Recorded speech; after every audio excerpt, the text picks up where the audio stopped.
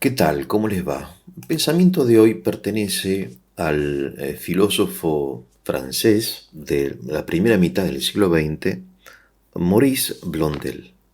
Para Blondel, el objeto primario de la filosofía no debe ser la subjetividad del hombre, ni la objetividad del mundo y del universo, sino otra cosa, algo que de repente los filósofos de la modernidad han descuidado, al menos no han puesto en el lugar que debían poner, en el lugar principal, primario, ¿no? Como objeto primario, ¿no? O como interés, no objeto, sino interés primario de la filosofía.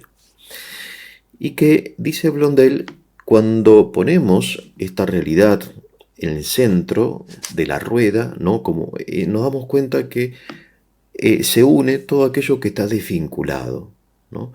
Para Blondel, una de las categorías más importantes de su filosofía es la categoría del vínculo, del lazo, ¿no? Nosotros diríamos de la relación. Claro, porque él entiende que en la filosofía se ha desintegrado, ¿no? En diversas corrientes opuestas, ¿no? El empirismo, el racionalismo, ¿no?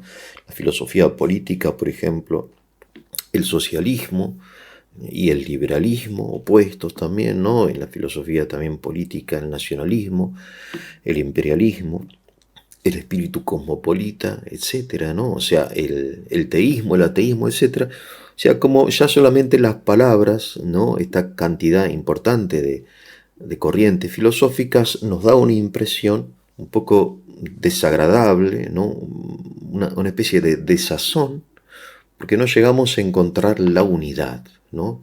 Blondel busca la unidad, siempre buscó la unidad y entiende que la unidad no se da por la reducción de las cosas a una, como puede ser, por ejemplo, la reducción de todo conocimiento a la experiencia empírica, como se da en el empirismo, en el positivismo, o la reducción de todo conocimiento al pensamiento, ¿no? A lo conceptual, etcétera, sino que se da esta relación, digo, esta unidad no se da mediante la reducción, sino mediante la aceptación de todo, una vinculación que él entiende que es posible. ¿Y dónde es posible? ¿Qué es lo que hace posible la vinculación, el vínculo de las cosas, ¿no?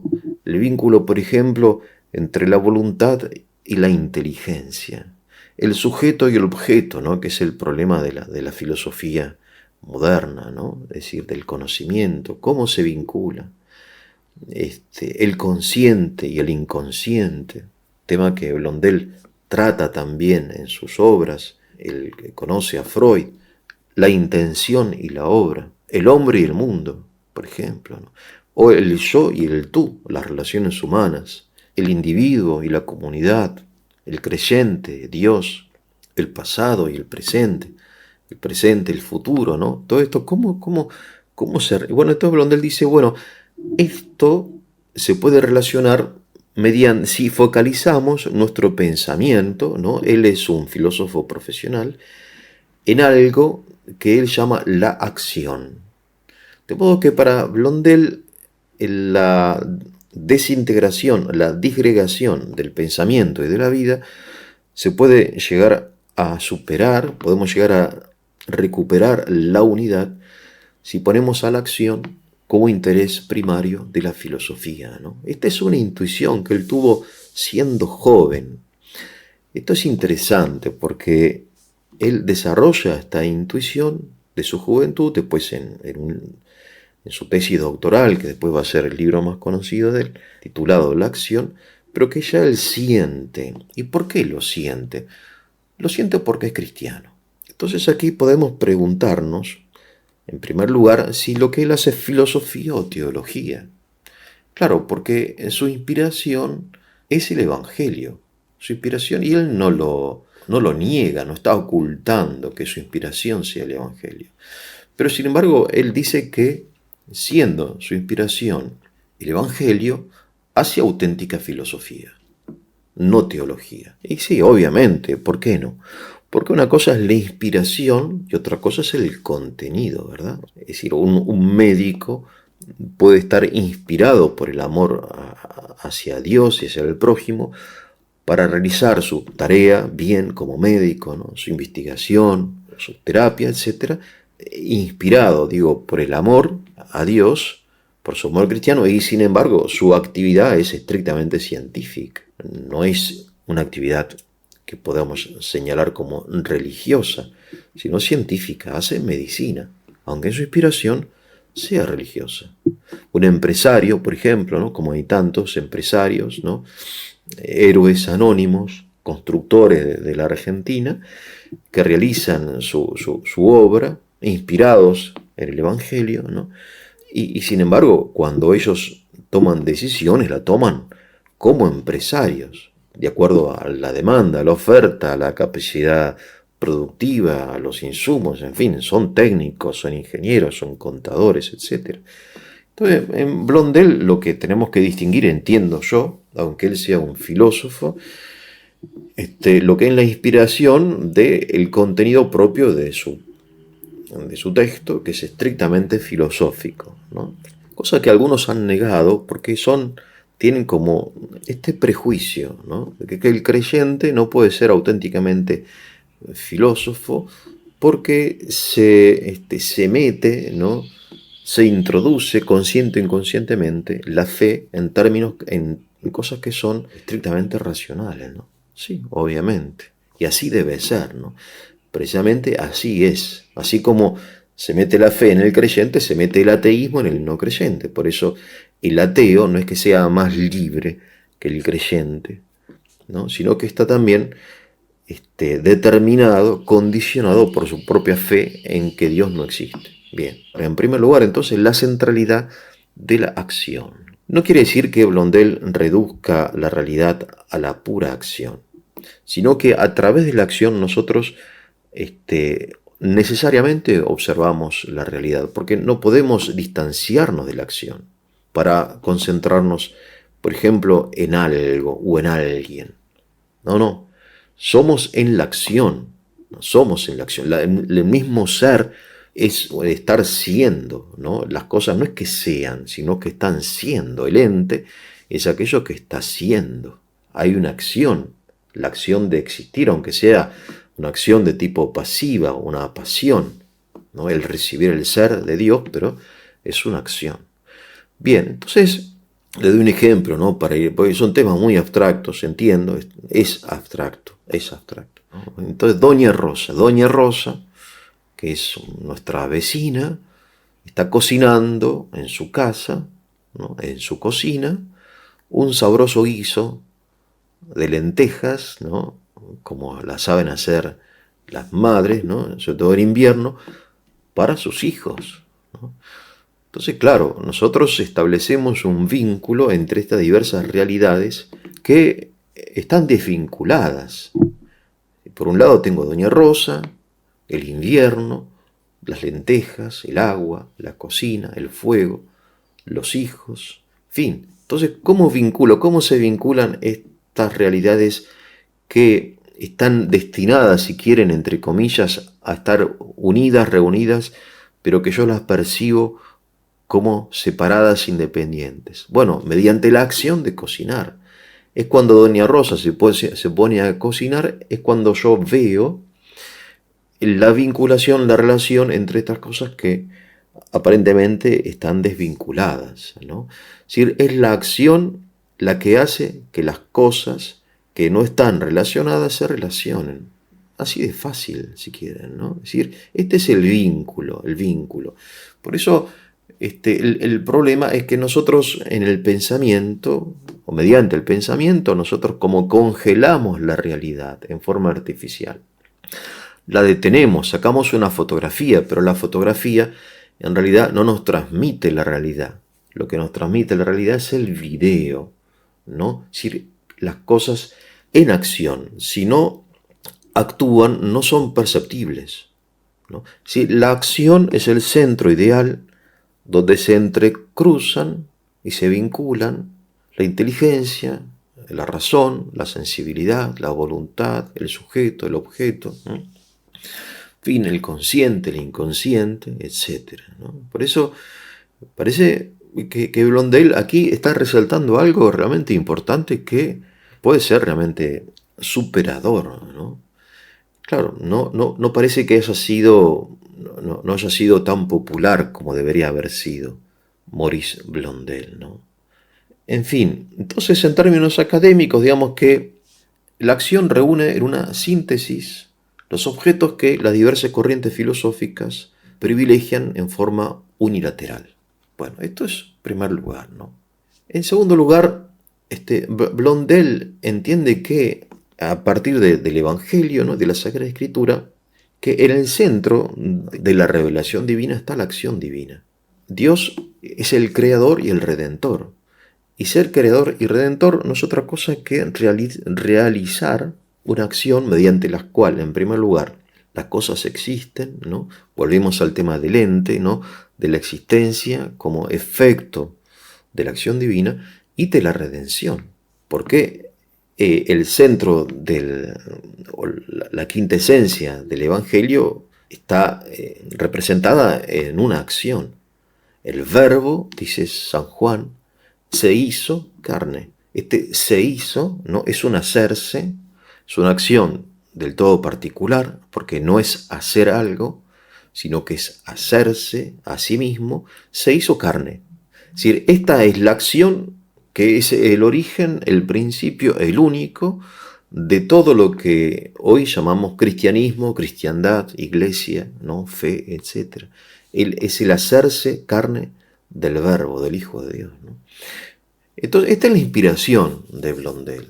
Pero claro, inspirado en el Evangelio, él a su vez es filósofo y defiende su tesis ante profesores y doctores, profesores en filosofía, que no son creyentes. Y lo hace estrictamente a partir del pensamiento racional, inspirado por el Evangelio, ¿no? En este sentido, Borges decía que toda novedad no es más que un olvido. Está muy bien dicho, ¿no? Toda novedad no es más que un olvido. Claro, nos hemos olvidado de la centralidad de la acción, dice Blondel, ¿no? De hecho, también cuando uno estudia, por ejemplo, a los santos padres, ¿no?, fundamentalmente griegos, ellos dicen, por un lado, que el hombre es hombre, y por otro lado dice que el hombre se hace hombre. Y entonces uno podría preguntarse cómo, si es, cómo es que se hace, ¿no? Esto es parte de la antropología patrística. Claro, ellos dicen, claro, pasa que Dios, dice el Evangelio, perdón, la Biblia, ¿no?, el Génesis, creó al hombre a su imagen y semejanza. ¿Y qué significa? ¿Y por qué dice imagen y semejanza? Y no solamente dice imagen o bien semejanza, aunque son términos parecidos, no son idénticos. Claro, porque la imagen es el ser, en cambio la semejanza es el hacerse. O sea, la imagen señala el aspecto permanente, ¿no?, la naturaleza humana, que diría, ¿no?, Aristóteles. El hombre es esto, animal racional, ¿no? El hombre es tal cosa. Sí, no, pero hazte hombre, decimos, ¿no?, muchas veces, hazte hombre, sé hombre, etcétera. Bien, importante, ¿no? Entonces, de nuevo, la antropología también se explica a través de la acción, ¿no? Es decir, el hacernos hombres, el llegar a ser hombres. Por otro lado, el mismo Señor, ¿no?, nos enseña de la importancia de la acción. Cuando él, por ejemplo, en el Evangelio de San Mateo, como que dibuja con palabras el momento del juicio universal, y él es ahora el que viene a juzgarnos a cada uno de nosotros, ¿no?, a emitir un juicio acerca de la vida de cada uno de nosotros. Tuve hambre y me diste de comer, tuve sed y me diste de beber. ¿Cuándo, Señor, te vi hambriento y te di de comer, etcétera? Cuando lo hiciste con uno de mis hermanos, lo hiciste conmigo, ¿no? Es decir, el hombre se salva, aunque esto suena a herejía para los oídos protestantes, ¿no? Se salva mediante las buenas obras, el dar de comer, el dar de... Obviamente, es decir, nosotros necesitamos de la fe, pero tuve hambre y me diste de comer, ¿no? En fin. Bien, entonces para Blondel el problema de la modernidad es la separación de la vida y el pensamiento, ¿no? Estos son también categorías de su filosofía, vida y pensamiento. Nacido de lo real, Leo, viviendo en lo real, dirigiéndose a lo real, el pensamiento no ha sido hecho para darnos un espectáculo de la realidad, sino para que alcancemos esa misma realidad. ¿Y cómo se alcanza la realidad? ¿Mediante el pensamiento? No, mediante la acción. ¿Qué tipo de acción? Bueno, hay muchas formas de acción. El mismo pensamiento es una acción. La acción de pensar. En definitiva, el pensamiento procede del deseo de pensar. ¿Por qué pienso? Porque quiero pensar, ¿no? Esto es algo que señala Maritain, ¿no? En su libro acerca de Descartes, ¿no? Dice, bueno, Descartes dice pienso. En realidad, el pienso, el cogito, es un quiero pensar, volo, dice en latín, ¿no? Yo quiero pensar. Es decir, el pensamiento es una acción. Bueno, pero claro, en el pensador la realidad se alcanza mediante el pensamiento, pero el albañil, el médico, el policía, el político, la ama de casa, el empresario, alcanzan la realidad mediante acciones que son transitivas, adextra, ¿no? Otro tipo de acciones, no pensando, ¿no? No pensando, no imaginando, ¿no? Es decir, claro, uno puede imaginar muchas cosas. Recientemente leí un artículo de un hombre que habla acerca de Solzhenitsyn. Solzhenitsyn, gran hombre, ¿no? Uno de los hombres más importantes del siglo XX, ¿no? Alexander Solzhenitsyn. Un hombre que estuvo en campos de concentración por una leve crítica que hizo al Estado soviético, ¿no? Estando en el frente, pues fue encerrado en campos de concentración. En los campos de concentración sufrió de cáncer, tuvo metástasis, ¿no? Se salvó, creo yo, por una acción de Dios, ¿no? Un milagro auténtico, inmediato, ¿no? Una acción y después se dedicó él a luchar, viviendo en la Unión Soviética, contra este aparato enorme, ¿no? Que era la Unión Soviética en los años 60, 70, ¿no? En la época de Khrushchev y de Brezhnev, ¿no? Después de Stalin. O sea, es no, David y Goliat, pero de proporciones enormes, ¿no? Sí, un David mínimo, minúsculo, contra un Goliat tan grande como el sol. Y sin embargo venció. Claro, entonces, ¿cómo hizo este hombre? Claro, uno no lo podría. ¿Quién lo puede hacer? Solamente él. Uno puede imaginárselo, pero no hacerlo, ¿no? Dice este autor, yo podría haberlo hecho solamente en sueños, lo que hizo Alexander Solzhenitsyn. ¿Cómo lo hizo? Y porque era él, ¿no?